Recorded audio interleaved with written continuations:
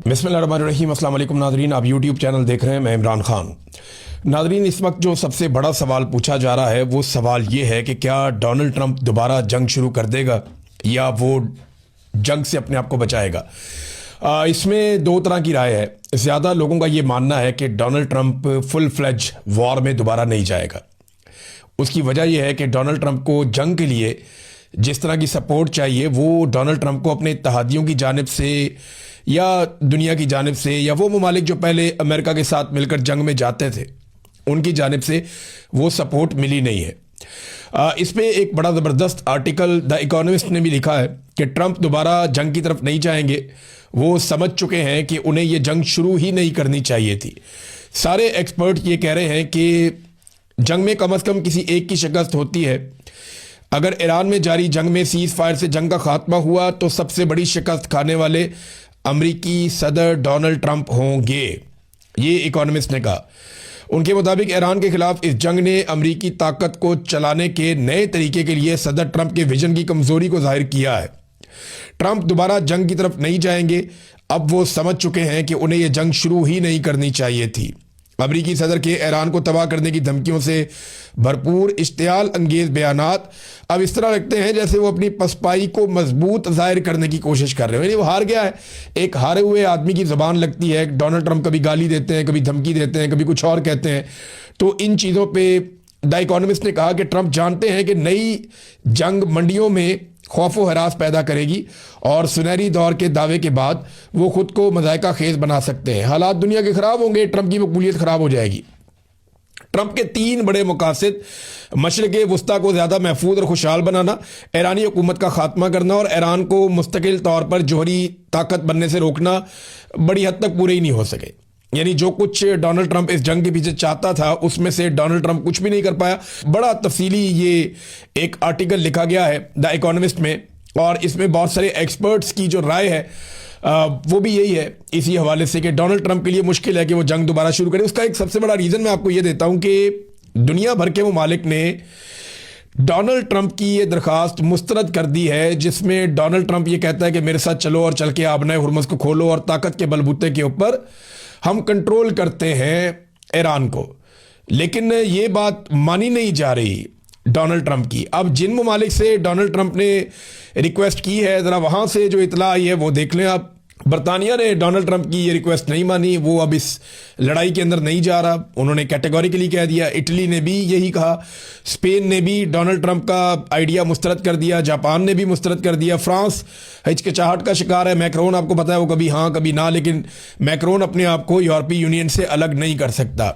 Norway इन्होंने भी मुस्तरद कर दिया, कनाडा ने भी मुस्तरद कर दिया, ऑस्ट्रेलिया ने भी मुस्तरद कर दिया है। याद रखिएगा ऑस्ट्रेलिया समंदरों के अंदर अमेरिका के सबसे बड़े इत्तेहादियों में से एक है, क्योंकि एक क्वाड नाम की तंजीम है जो बनी हुई है जिसमें 4 ममालिक हैं। अमेरिका है, ऑस्ट्रेलिया है, जापान है, इंडिया है।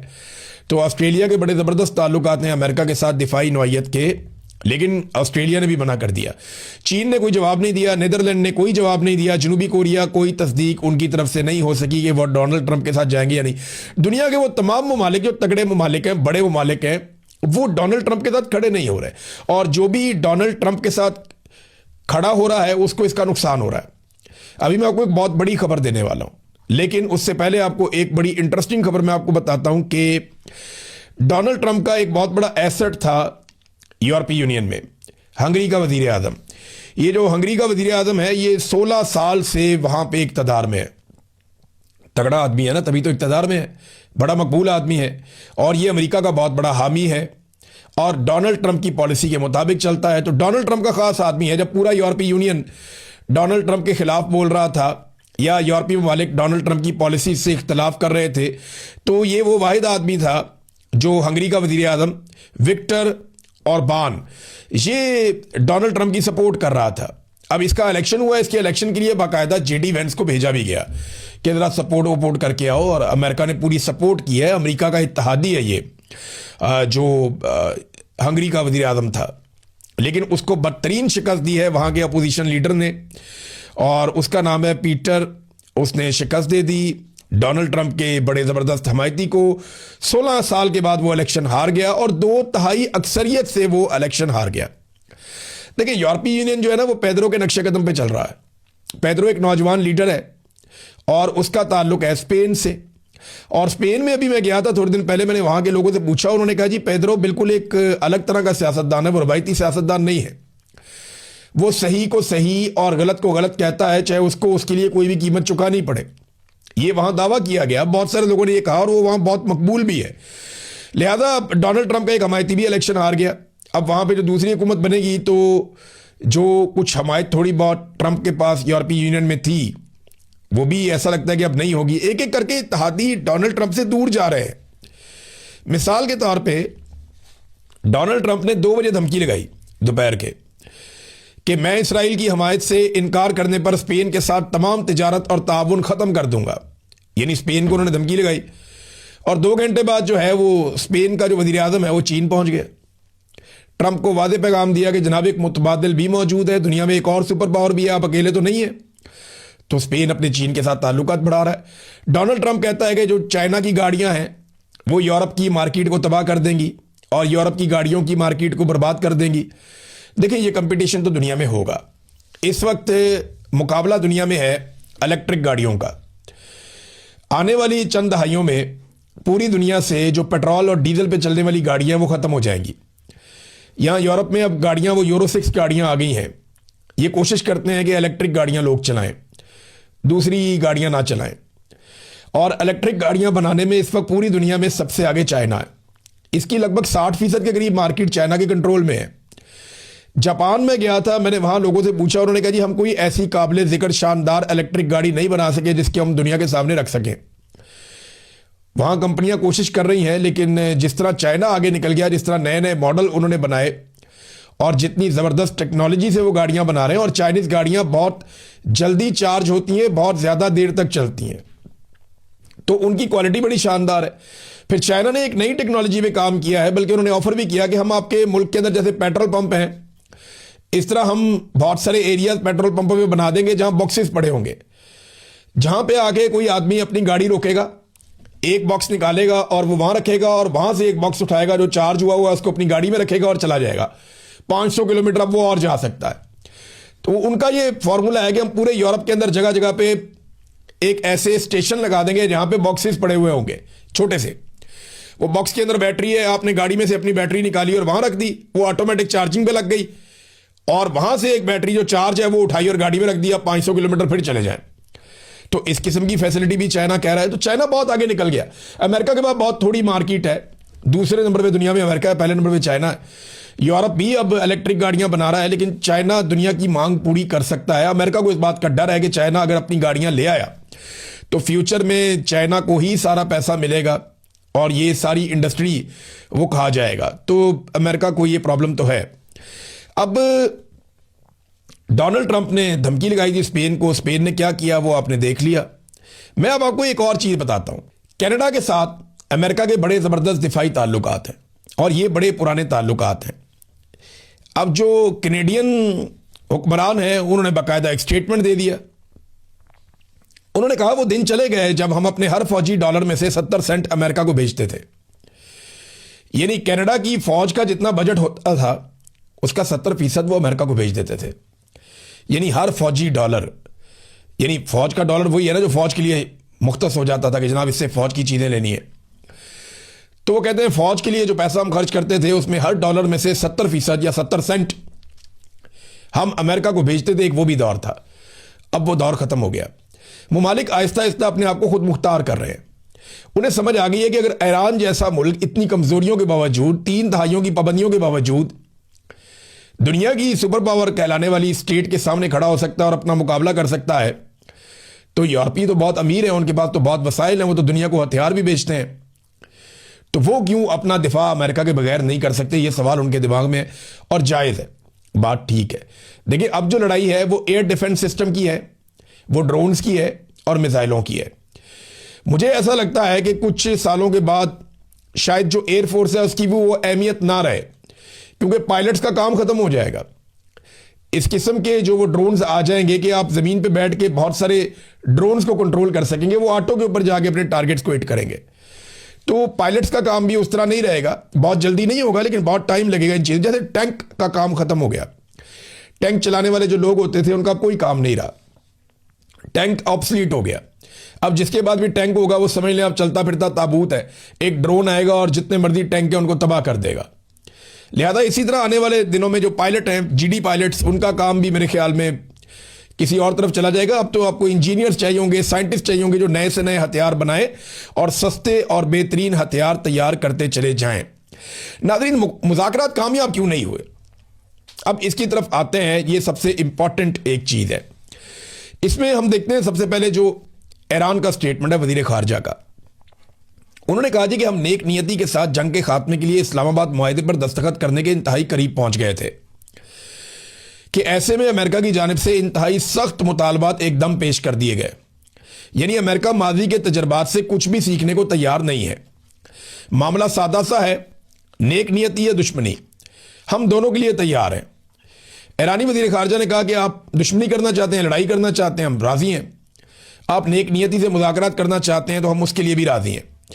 और मुज़ाकरात में वो कहते हैं जी हम बहुत करीब पहुंच गए थे। देखिए, मैं एक बात जानता हूं, डोनाल्ड ट्रंप को आप जरा थोड़ा समझें।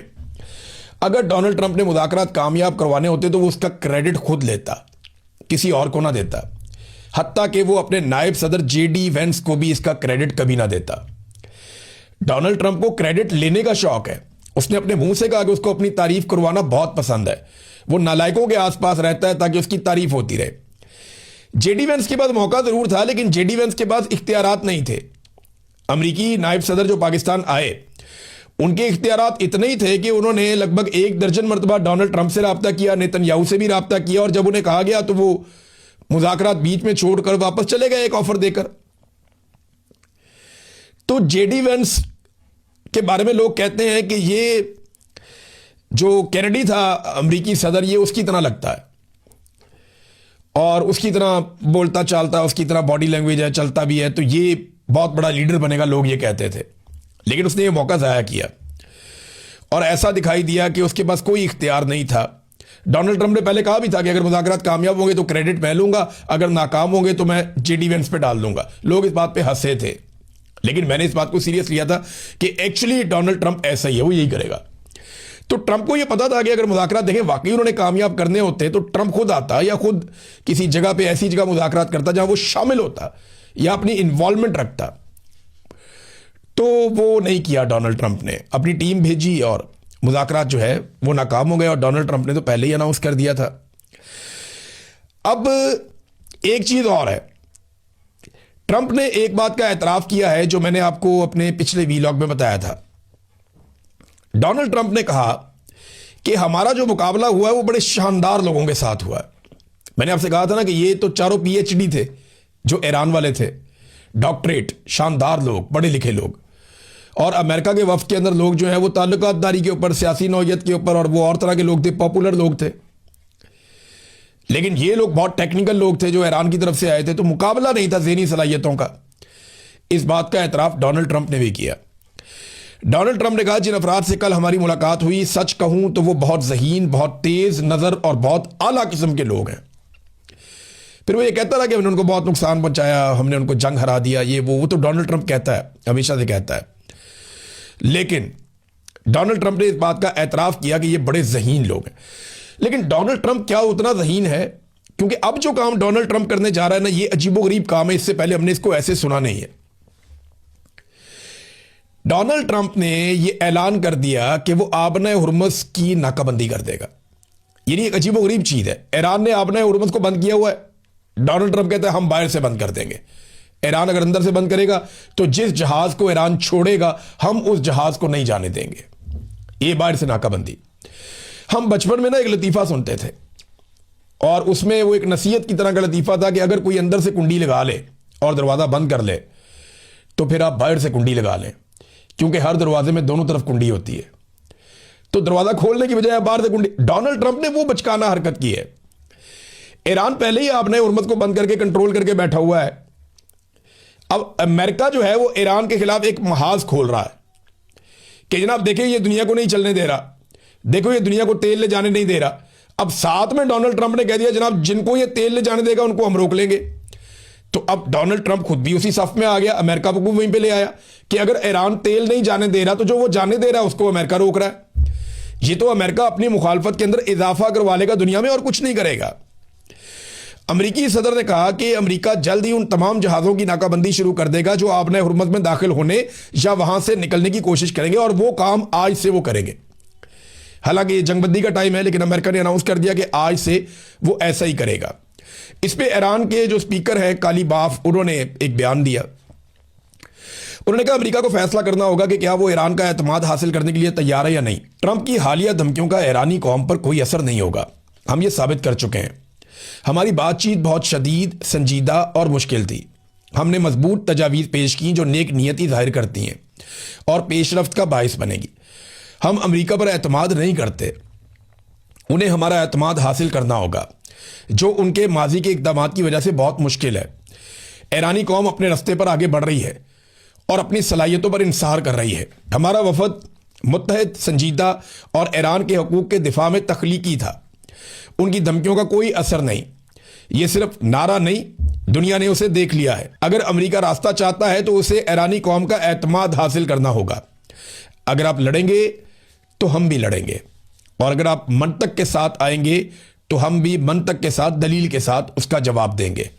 तो ये कालीबाफ ने कहा डोनाल्ड ट्रंप की धमकी के बाद। ये अजीबोगरीब धमकी है, लेकिन इस धमकी में भी डोनाल्ड ट्रंप को वो सपोर्ट हासिल नहीं है। देखिए, पहले डोनाल्ड ट्रंप ने दावा किया कि इस वक्त आपने हुर्मुज़ में अमरीकी फोर्सेस के जो जहाज़ हैं वो बारूदी सुरंगों को साफ कर रहे हैं।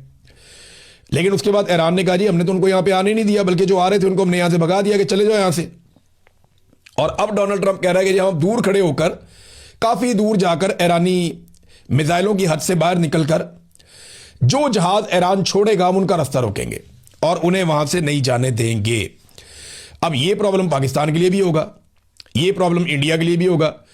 क्या अमेरिका में इतनी कैपेसिटी है कि वो चाइना के जहाज को रोके? मैं सादा सवाल कर रहा हूं।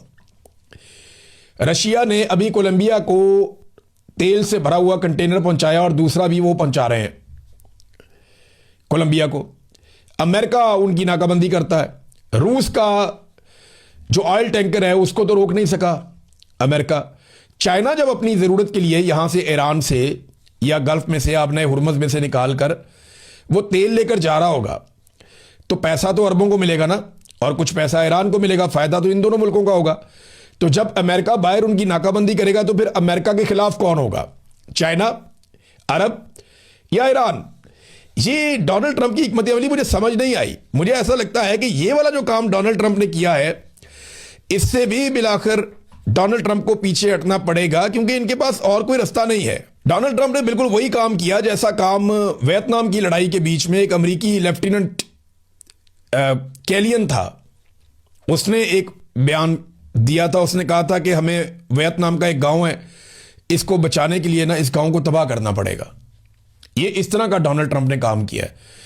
वो भी तारीख के अंदर लिखा गया, लोग याद रखेंगे। अगर डोनाल्ड ट्रंप ने यह कारनामा कर दिया कि आपने हुर्मुज़ को खुलवाने के लिए हमने समुद्री रास्ते बंद कर दिए थे, तो ये भी लोग याद रखेंगे कि भाई ये अजीबोगरीब काम किया। इससे अमेरिका की मुखालफत में इजाफा होगा। अमेरिका के लिए कोई अच्छे लोगों के रिमार्क्स नहीं होंगे, या जो मुख्तलिफ ममालिक हैं वो खुश नहीं होंगे डोनाल्ड ट्रंप की इस हरकत से। नाज़रीन, पाकिस्तान के अंदर थोड़ी सी तवज्जो हमें करनी चाहिए। देखें, क्योंकि इंटरनेशनली खबरें बहुत ज़्यादा है, लेकिन इमरान खान साहब के साथ जुल्म की इंतहा हो गई है। ये कैसे हो सकता है कि एक साबिक वज़ीर आज़म की मुलाकातें ही बंद कर दी जाएं, उसे कैद तन्हाई में डाल दिया जाए? ना वकील मिलते हैं, ना फैमिली मिलती है, ना डॉक्टर मिलते हैं, ना वो अपनी पॉलिटिकल पार्टी के लीडर से मिल सकता है। ये क्या बकवास है भाई? मुल्क को बनाना रिपब्लिक बना के रख दिया है। एक जर्नैल फैसला करता है जनाब मुलाकातें बंद कर दो, और पूरा निज़ाम मुलाकातें बंद कर देता है। ये कोई तरीका है? कोई इंसानियत है? अब उठा के किसी जर्नैल को अगर डाल दें इस तरह, आसिम मुनीर साहब को सोचें एक लम्हे के लिए कि आसिम मुनीर साहब को उठा के जेल में डाल दिया जाए और उनकी मुलाकातें उनके बीवी बच्चों से, खानदान से, रिश्तेदारों से, वकीलों से, सबसे बंद कर दी जाएं और वो पड़े रहें जेल के अंदर। इमरान खान को तो पीछे से लोग आवाज़ें देते हैं, लोग निकलते हैं उसके लिए दुआएं करते हैं, तो आसिम मुनीर साहब के लिए तो आवाज़ भी नहीं उठनी।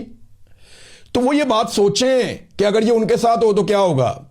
और वो इतना बड़ा लीडर है, पूरी दुनिया में उसका नाम है, उसके साथ हरकतें क्या कर रहे हैं ये? उसकी आंख की बिनाई ज़ाया हो रही है हुकूमती रिपोर्टों के मुताबिक, फिर भी बाज नहीं आ रहे। अब इमरान खान के बेटों ने यूएन को लिखा है, उम्मीद करते हैं कि इंटरनेशनली आवाज उठेगी, इमरान खान साहब की को मुलाकातें खोली जाए कि उनके ऊपर जुल्म और बर्बरियत बंद की जाए। पूरी दुनिया में इनको चौधरी बनने का शौक है, पाकिस्तान के अंदर तो इंसाफ होने दें यार। आप पाकिस्तान में इंसाफ होगा तो आप बाहर इंसाफ कर पाएंगे ना। आप बाहर जितने मर्जी चौधरी बन जाएं, जितने मर्जी आप बाहर जो है वो अपना नाम बना लें, जितने मर्जी आप लोगों के चाहे जूते पॉलिश करें, चाहे उनके साथ यारियां डालें, चाहे जो मर्जी करें, उनको सलूटें करें, आप उनके लिए तोहफे लेके जाएं, जो मर्जी करें आप, जब तक आपका हाउस एंड ऑर्डर नहीं होगा, जब तक आप अपने घर के अंदर इंसाफ की फराहमी नहीं करेंगे, तब तक आपको कुछ नहीं मिलना। आपका मुल्क एक कदम आगे नहीं बढ़ सकता। एजाज चौधरी साहब की हालत देख लें आप। सेनेटर एजाज चौधरी, निजाम किस बात का बदला ले रहा है उनसे कि वो गैर आईनी और गैर कानूनी बात नहीं मान रहा मिलिट्री एस्टेब्लिशमेंट की। मिलिट्री एस्टेब्लिशमेंट ने उनसे जो डिमांड किए हैं वो गैर आईनी है, गैर कानूनी है, और एजाज चौधरी साहब ने वो गैर आईनी और गैर कानूनी बातें मानने से इनकार कर दिया। अब वो जिंदगी और मौत की कश्मकश में, बुरी हालत है उनकी, तो किस बात का आप इंतजार कर रहे हैं? उन्हें इलाज नहीं करवाने दिया, इतने दिनों तक उनकी हालत बिगड़ गई। ये रजीम इस वक्त पाकिस्तान के अंदर देखें, ये जो फील्ड मार्शल आसिफ मुनीर साहब का बनाया हुआ रजीम है ना, यह जो निज़ाम है, इसमें इंसानियत खत्म होती चली जा रही है। हम दुनिया के अंदर इंसानियत चाहते हैं, पाकिस्तान के अंदर नहीं चाहते। पूरी दुनिया की रिपोर्टें बता रही हैं कि इंसानी हकूक की पामालियों में पाकिस्तान बहुत आगे जा रहा है। फॉर गॉड सेक, होश के नाखून लें, इससे पहले कि बहुत देर हो जाए और नफरत इतनी फैल जाए कि फिर किसी से कंट्रोल ना हो। अब तक के लिए इतनी, अपना ख्याल रखिएगा, अपने चैनल का भी। अल्लाह हाफ़िज़।